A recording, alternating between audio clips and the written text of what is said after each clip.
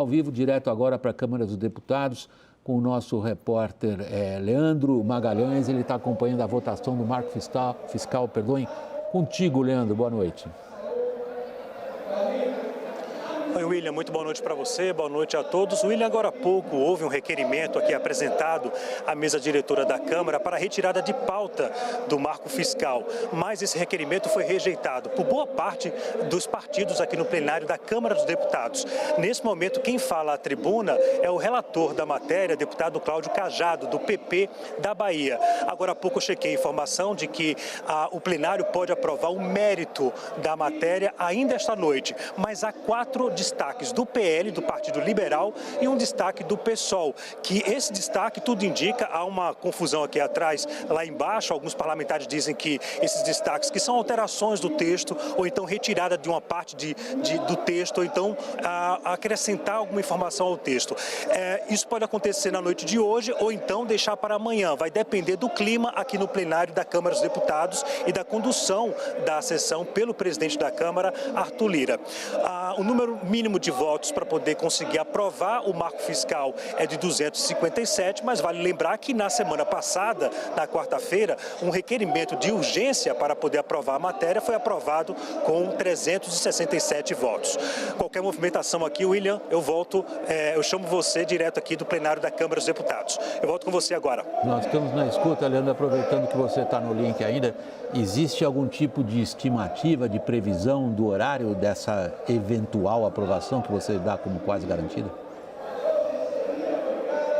William, a votação aqui no plenário acontece da seguinte maneira. Após a fala do relator, que ele está lendo parte do relatório dele na tribuna, há outros parlamentares que sobem à tribuna para poder orientar a bancada.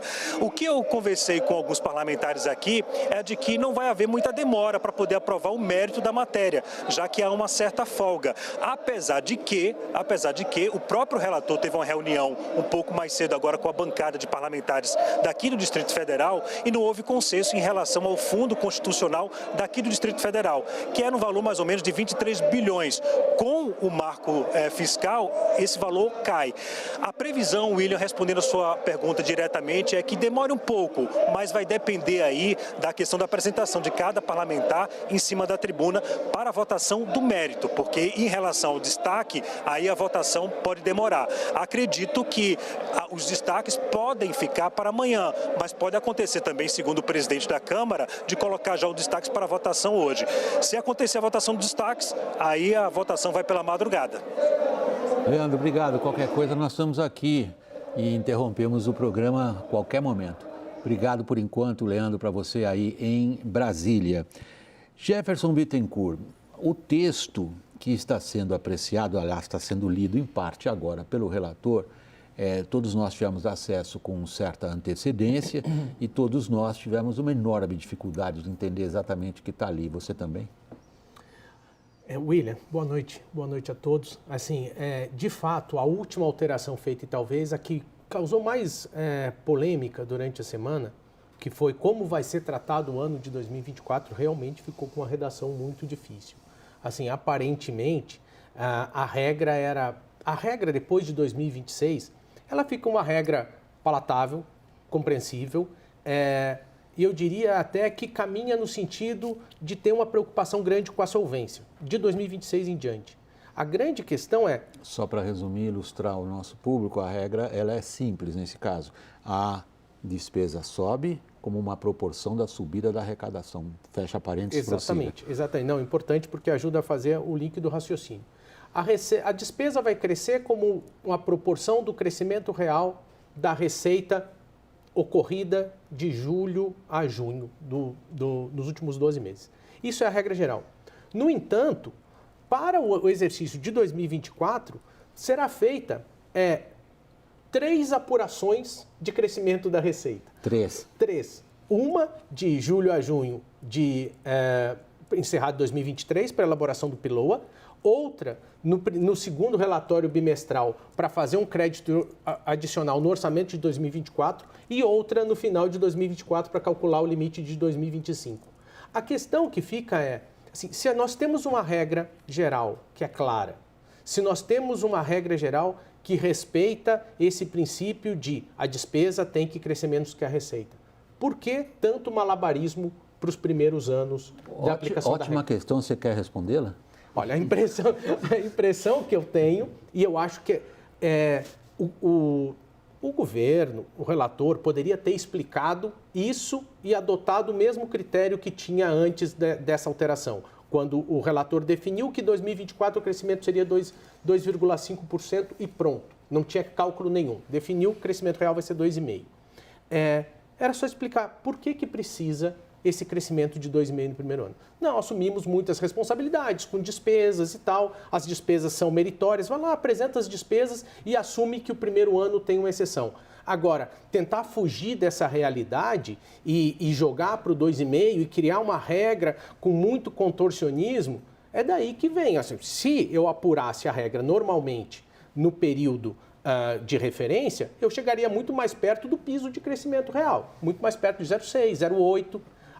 Se eu coloco 2,5% de crescimento e não 2,6%, o governo ganha 38 bi de espaço no orçamento. Isso é porque a regra não seria cumprida neste ano. Não, muito provavelmente isso geraria bastante constrangimento, geraria muito constrangimento. Teria que ter uma contenção muito grande de despesa discricionária. Não é impossível. A gente está falando de, com esses 40 bi a menos, 38 que seja, viver com um nível de despesa discricionária de 150 bilhões, 140 bilhões. O governo viveu muito tempo com um nível de despesa discricionária de 110, 112 bilhões. Raquel? Não, William, o que eu queria acrescentar é o seguinte, um dos pontos mais importantes de qualquer regra fiscal é credibilidade. O Brasil tinha uma regra fiscal que era o teto de gastos, que era simplesmente você só corrige a despesa pela inflação. Politicamente ficou inviável, você teve seguidas emendas à Constituição, porque os políticos já não queriam mais respeitar essa regra. Ok, o governo Lula está mudando isso, criou uma regra um pouco mais complicada, mas que ainda dava para entender que era a despesa tem que crescer em proporção à receita e tem que crescer sempre um pouquinho a menos. Só que o que o Jefferson está descrevendo é que cada vez mais vão tendo ajustes, acomodações políticas para você colocar exceção, depois para você poder gastar mais a cada ano do governo Lula, porque tem as prioridades sociais, etc., todas meritórias, não vamos entrar aqui na discussão de cada uma delas. Só que cada jeitinho desse que é dado, porque o que está acontecendo para 2024 é um jeitinho, certo? Se você seguisse a regra, você ia ter um crescimento perto do piso. Ali o que existe é uma banda de crescimento da despesa entre 0,6% e 2,5%. Como a arrecadação não está correspondendo ao que o governo imaginava, não é isso, Jefferson? São os tais 40 bi que faltariam. Exato, o governo não está conseguindo achar tanta arrecadação, ela teria que crescer, a despesa teria que crescer bem pouquinho. Então, vai se dando um jeitinho para poder acomodar um crescimento maior no ano que vem. Cada jeitinho desse vai minando a credibilidade dessa regra. O mercado precisa acreditar que existe uma regra e que ela não vai ser descumprida a cada ano. O Daniel me pediu a palavra. Daniel, é tua.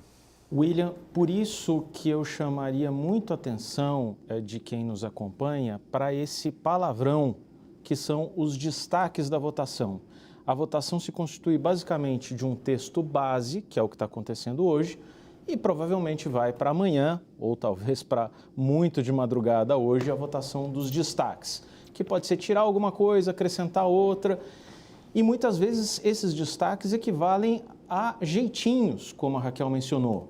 O que a gente pode ter ali? O texto base tem uma trava de gastos. Você descumpriu o resultado primário, a meta que está estabelecida dentro da nova regra, então aciona-se ali um gatilho, uma trava em que, depois de 2 anos de descumprimento, se congela o reajuste dos funcionários públicos, por exemplo.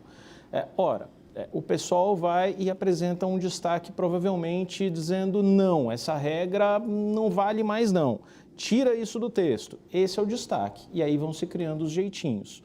Outra grande discussão que está acontecendo agora é a situação do Fundo Constitucional do Distrito Federal. O Distrito Federal é deficitário, tem pouca arrecadação e arca com enormes despesas de segurança pública, inclusive para proteger os 3 poderes. Isso está ficando dentro do teto numa regra que a bancada aqui do DF considera excessivamente apertada. E estão dizendo, olha, a gente vai perder dinheiro, vão tirar 1 a 2 bilhões nos próximos anos do caixa do Distrito Federal.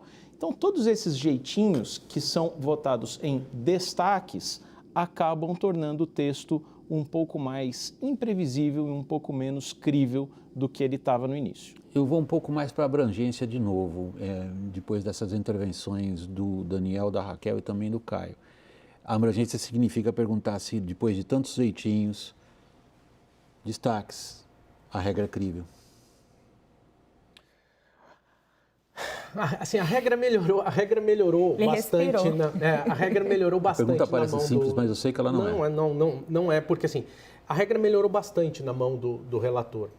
A proposta que veio da Fazenda para o Congresso veio completamente desconectada das preocupações de sustentabilidade, veio sem enforcement para o cumprimento das metas. O relator ajustou tudo isso. O que impressiona é, de fato, essa questão da quantidade de exceções à regra geral nos primeiros anos. Além dessa exceção de 2024, o limite de 2025 tem um tratamento diferenciado, porque ele pode incorporar no pé direito desse novo teto um crédito extraordinário, que para todos os outros anos é vedada essa incorporação. Isso é muito claro no texto. No texto, assim, o crédito extraordinário do diferencial de inflação é vedada a incorporação do limite. Essa vedação não existe para o ano de 2024. Então, eu aumento não só o limite de 24 ao definir essa regra estranha de 3 apurações diferentes, mas o limite de 2025 ele vai ser tratado de maneira diferente de todos os outros, porque eu posso incorporar um crédito que era para ser temporário. De novo, a regra é muito boa, mas aparentemente ela foi jogada para o próximo cumprir. Agora, está começando, né, gente? Vai ser votado o texto base, isso vai para o Senado. O Senado, os relatores que estão sendo indicados como possíveis são senadores experientes, ex-governadores, né? Eduardo Braga, Otto Alencar e o Omar Aziz, os 3 ex-governadores. Uma previsão, pelo que eu captei de sentimento lá do Senado, até de um apoio minoritário em relação à Câmara, né? Eles estão falando mais ou menos de 60 dos 81. Né, se a gente considerar esse placar da urgência, é um placar fenomenal, né? 470, 480 votos. E depois isso volta para a Câmara, né? Só para a gente pontuar que, além dos destaques que o Daniel coloca, você tem toda a tramitação que está só na gênese dela ainda. E aí isso ainda vai ser mexido, isso ainda vai ser debatido, isso ainda vai tramitar pelas 2 casas, vai para lá e depois retorna ainda para a Câmara. Raquel? Não. Eu tenho um comentário sobre isso. Não, que é o seguinte, houve uma preocupação tão grande entre a relação do Executivo com o Legislativo de não mexer no limite de 2024, que não poderia contrair o limite de 24, que eu temo que o Senado também não vai querer encarar esse problema. Assim, eu também torço que o Senado faça melhoras da mesma maneira que a Câmara melhorou o texto. Mas eu acho que o curto prazo há um grande consenso político que ele não pode ser mexido. Ele não pode ser, o curto prazo não pode ser apertado. Quem costurou esse consenso político, Daniel? William, eu só destacaria o papel, principalmente em tempos de tanta desarticulação política, quando a gente fala em governo querendo revisitar modelo de privatização da Eletrobras, impondo mudanças na área do saneamento. Acho que vale destacar o papel do Fernando Haddad e do Gabriel Galípolo, seu vice-ministro e indicado para a diretoria do Banco Central. Eles dois fizeram um trabalho bastante hábil que vai na contramão dessa desarticulação, desde o início ali da elaboração do modelo, tendo cuidado de apresentar para os líderes do Congresso, da Câmara, o que estava sendo desenhado antes de que o projeto vazasse e acompanhando muito nos detalhes ali todo tipo de articulação política. Hoje, na reunião que você mencionava ali no início do programa, William, Haddad saiu direto dali para a Câmara dos Deputados articular, que é tudo o que vários outros ministros do governo, inclusive do Palácio do Planalto, não estão fazendo. Raquel, você me pediu a palavra? Não, isso aí não tem dúvida, William. Acho que foi um dos projetos mais discutidos com o Congresso Nacional. E o Fernando Haddad está saindo dessa discussão como um grande articulador político do governo. É assim que ele está sendo percebido pelo setor privado e eu diria também por Lira e por Pacheco, que não estão encontrando a interlocução que gostariam em Rui Costa, em Alexandre Padilha, e Haddad está assumindo esse papel. O que existe de contraponto, que eu acho que a gente está mencionando, é que foi uma articulação, ao contrário de outros temas, bem feita, então provavelmente a gente vai ver um placar expressivo que não representa a base do governo Lula. Se fosse aí a MP do CARF, a MP da reorganização do governo, outras matérias, não teria essa base, não teria esse placar. O que não quer dizer que o texto acabou saindo no final de toda essa articulação política tecnicamente tão consistente quanto poderia ser. Deixa eu pegar alguns trechos para submeter a sua apreciação. Evidentemente, houve uma pressão externa do parlamento também muito forte para que se chegasse o mais rápido possível à votação, que acontece agora enquanto nós estamos aqui tratando de desenhar como é que isso daí funcionaria. Algumas das ações feitas de fora para dentro no parlamento, apenas no segundo ano de descumprimento da meta do primário, é que são acionados todos os gatilhos previstos no teto. O presidente da República pode sustar o acionamento dos gatilhos enviando mensagem ao Congresso. Isso é parte do processo de adiar o aperto. Então, assim, se houvesse o descumprimento da... Uma coisa que é importante tocar nesse ponto de descumprimento da meta. Qual é a meta para 2023? Assim, tem uma meta na LDO de 66 bi, tem um monte de exceções na PEC da transição que permite que esse valor vá para 230. O governo se comprometeu no PowerPoint de apresentação da regra que seria 0,5 e ontem e hoje o governo está falando em 1. Mas qual é o déficit que a gente está buscando para 2023? Então, primeiro ponto, 0,5 aparentemente foi abandonado. Ok, o que chamou a atenção, sobretudo nessa reunião que nós começamos a tratar no começo do nosso programa, a qual o Daniel acabou de se referir, nós vamos e contamos com a sua colaboração também, é que calcula-se que o governo vai precisar de 150 bilhões por ano recorrentemente, não é one-off. Como é que ele vai fazer? Assim, um primeiro ponto que é importante, isso está passando batido. O cálculo que foi feito, que foi apresentado e que foi mencionado pelo governo na entrevista da apresentação do projeto de lei de diretrizes orçamentárias dizia o seguinte: para a gente entregar a meta de 0 no ano que vem, que nós nos comprometemos, essa sim, meta 0, está na LDO, vai virar lei e teoricamente tem que cumprir, tem os gatilhos, nós precisamos de 155 bilhões de reais a mais de receita para entregar a meta 0. Só que aquele crescimento de despesa não estava refletindo o próprio arcabouço fiscal. Então, o crescimento de despesa que pedia aquele crescimento de receita para entregar 0. Ok. Refletindo o arcabouço fiscal, com esse crescimento, que seja em torno de 2,5, esses 150 viram mais de 200 bilhões de reais de arrecadação bruta para ficar com 140 para o governo central para ele entregar a meta de 0 o ano que vem. O grande desafio pela trajetória de metas que foi estabelecida no projeto de lei de diretrizes orçamentárias é o primeiro ano, porque a gente pode estar saindo, prometendo sair de um déficit de menos 1,3. Ontem o governo apresentou o relatório bimestral com uma projeção de déficit de 1,3 para esse ano. Maior do que se projetava. Ele estava dizendo que ia buscar 0,5. Apresentou ontem uma projeção de 1,3 de déficit. A gente pode estar tendo que sair de um déficit de 1,3 para um déficit zerado no ano que vem. Não é uma trajetória rápida. E o fato esse desenho, com a regra apertada na frente e frouxa com a despesa no curto prazo, vai demandar o quê? Se eu tenho mais enforcement para entregar a meta e uma despesa mais frouxa, eu preciso mais o quê? Mais receita. É o que está na cabeça de todo mundo, inclusive nessa reunião.